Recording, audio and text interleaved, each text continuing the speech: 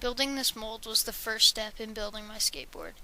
So I took a belt sander and I used it to sand down the wood until my skateboard fit snugly over top of it. The second step was to cut the wood that I would be using on the table saw. I used Baltic birch. In total there was 5 sheets of wood. You need 3 with the grain going up and down and 2 with the grain going side to side, so that your skateboard doesn't snap in half when you start to ride on it. In this step, we put glue on each of the sheets and then attached it to the mold. We screwed down the ends at the corners because we'd be cutting those off for the kicks. A word of advice though, put the straps alternating so the clamps are on like either side, because it ended up having more concave on one side than the other.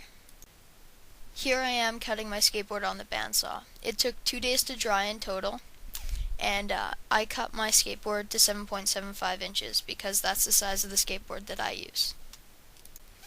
Here I am tracing my existing skateboard onto the one that we just made, so that we can round out the kicks and cut those off.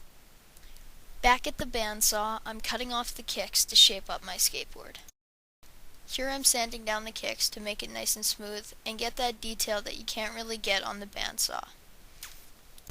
Here I clamped my already existing skateboard onto the one that we just made. I used a drill and I went straight through the truck holes on my original skateboard so that it would be perfectly lined up on my new one. And now we're all done. Well, almost.